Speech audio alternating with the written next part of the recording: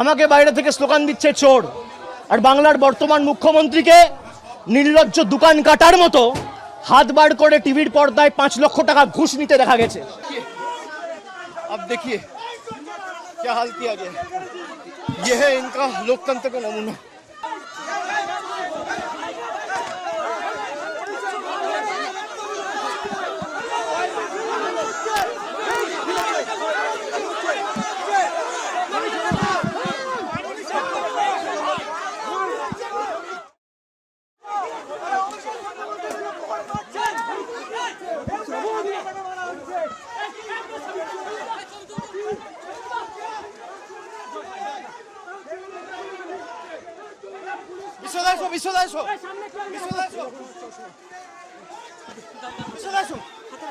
Sir आपको attack किया गया है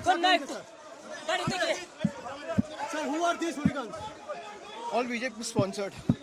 अब देखिए क्या हाल किया गया, ये है इनका लोकतंत्र का नमूना।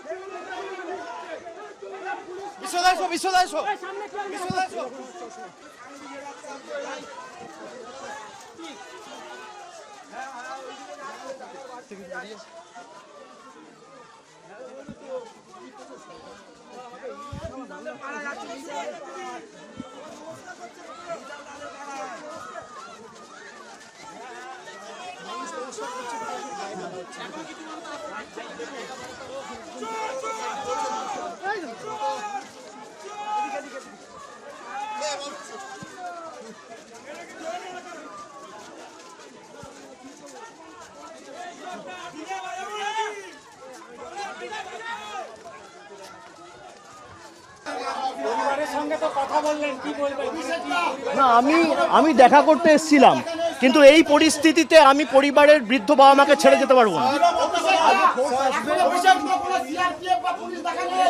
কিচ্ছু নেই, এবং আমার কাছে হোয়াটসঅ্যাপ রয়েছে, হোয়াটসঅ্যাপের কমিউনিকেশনের স্ক্রিনশট রয়েছে। দেখুন, এখানে মিডিয়া রয়েছেন, তাও চাল ভাঙার চেষ্টা, ঘর ভাঙার চেষ্টা, দেওয়াল প্রায় ভেঙে দেয়, জানলা দরজা ভেঙে দেয়। আমি আমার কাছে সব রেকর্ড রেখে দিয়েছি। পুরো ঘটনাটার ভিডিওগ্রাফি হয়েছে। হোয়াটসঅ্যাপের মাধ্যমে জেলা পুলিশ সুপার, আইসি সবাইকে আগে থেকে অ্যালার্ট করা হয়েছে যে এখানে কিছু বহিরাগত লোকেরা জমায়েত করেছে, আপনারা ফোর্স পাঠান, ব্যবস্থা নিন। একজন পুলিশের প্রতিনিধি নেই, একজন। আমরা ভয় পাওয়ার লোক নই। সিপিএমের 34 বছরের অপশাসনের কাছে তৃণমূলের কর্মীরা মাথা নত করেনি।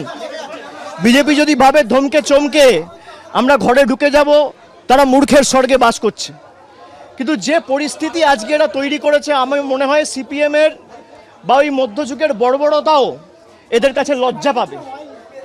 যেভাবে মানে মাথাটা বেঁচে গেছে খালি আমার একটা হেলমেট পরেছিলাম বলে। আমার এখানে যারা সহকর্মীরা ছিল, এরা বুদ্ধি খাটিয়ে একটা হেলমেট, দুটো হেলমেট জোগাড় করে রেখেছিল, বললো দাদা এটা মাথায় পরে নিন। আপনি দেখুন আমার জামা কাপড়ের অবস্থা, 15 বছর, চশমা ভেঙে দিয়েছে, ঘড়ি টড়ি প্রায় একদম ছিঁড়ে, বেল্ট টেল্ট সব ছিঁড়ে দিয়েছে। পুলিশ নেই। আমি সংবাদ মাধ্যমের প্রতিনিধিদের বলবো যে এই প্রশ্নগুলোই আপনাদের তোলা উচিত। আমি এখন যেভাবে এসছি আমি একইভাবে বেরিয়ে যেতে পারি, কিন্তু আমি হয়তো বেরিয়ে গেলাম, এই যে সঞ্জুর বৃদ্ধ বাবা মা, তার উপর তো চড়াও হবে এই ছেলেগুলো, এই বখাটে ছেলেগুলো, যাদের পেটে ঘুষি মারলে কখ বেরোবে না। আমাকে বাইরে থেকে স্লোগান দিচ্ছে চোর, আর বাংলার বর্তমান মুখ্যমন্ত্রীকে নির্লজ্জ দোকান কাটার মতো হাত বার করে টিভির পর্দায় 5 লক্ষ টাকা ঘুষ নিতে দেখা গেছে। বাংলার কোনো মুখ্যমন্ত্রীকে টিভির পর্দায় আজ পর্যন্ত স্বাধীনতার পর এইভাবে নির্লজ্জভাবে কেউ টাকা নিতে দেখেনি। একমাত্র এই বিজেপির মুখ্যমন্ত্রী বর্তমানে, যিনি চুরি জচ্চুরি করে মুখ্যমন্ত্রী হয়েছে, যার মাথার উপর ইডি সিবিআই কেস ঘুরছে। Sir, we have seen that you also attacked. During visit, you are also attacked. No CAPF are there. Sir, what's Nothing. They want to kill me. They want to kill me. এরা আমাদের প্রাণে মারতে চায়। মেরে দিক আমার মৃতদেহ উদ্ধারক এখান থেকে, কিন্তু আমি জায়গা ছেড়ে যাব না। আমি সঞ্জুর বৃদ্ধ বাবা মাকে এই অবস্থায় ছেড়ে যাব না যতক্ষণ না ফোর্স এসে রিকভার করবে। আমাদের এখানে যারা প্রতিনিধিরা রয়েছে, আমি বলবো থানায় আবার ফোন করো, মেসেজ করো, ফোর্সের জন্য রিকোয়েস্ট করো। যদি না পাঠায় হোয়াটসঅ্যাপ পাঠিয়ে এটা অন রেকর্ড থাকুক। পুরো ঘটনার ভিডিওগ্রাফি রয়েছে। আমি হাইকোর্টের দৃষ্টি আকর্ষণ করছি, আমি রাজ্যপালের দৃষ্টি আকর্ষণ করছি। কি বাংলার পরিস্থিতি, এখানে প্রায় 50 জন সংবাদ মাধ্যমের প্রতিনিধিরা রয়েছে, দরজা ভাঙার চেষ্টা করছে, পুলিশের একটা লোক নেই। কি পরিস্থিতি হয়েছে আপনারা দেখুন।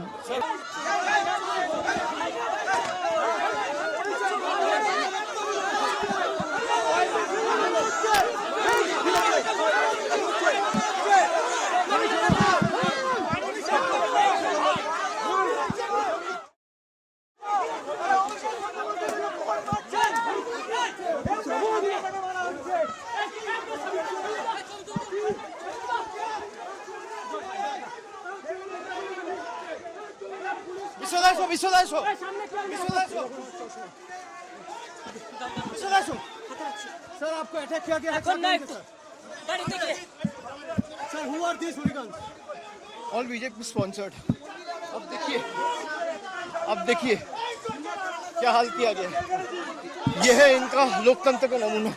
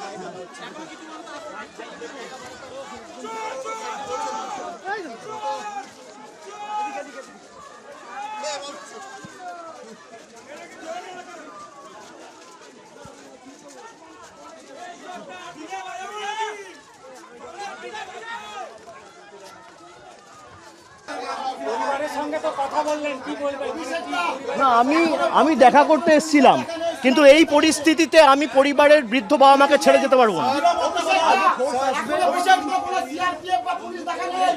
কিচ্ছু নেই।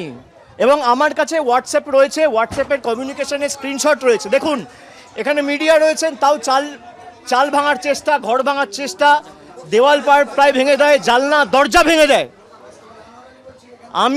আমার কাছে সব রেকর্ড রেখে দিয়েছি। পুরো ঘটনাটার ভিডিওগ্রাফি হয়েছে। হোয়াটসঅ্যাপের মাধ্যমে জেলা পুলিশ সুপার, আইসি সবাইকে আগে থেকে অ্যালার্ট করা হয়েছে যে এখানে কিছু বহিরাগত লোকেরা জমায়েত করেছে, আপনারা ফোর্স পাঠান, ব্যবস্থা নিন। একজন পুলিশের প্রতিনিধি নেই, একজন। আমরা ভয় পাওয়ার লোক নই।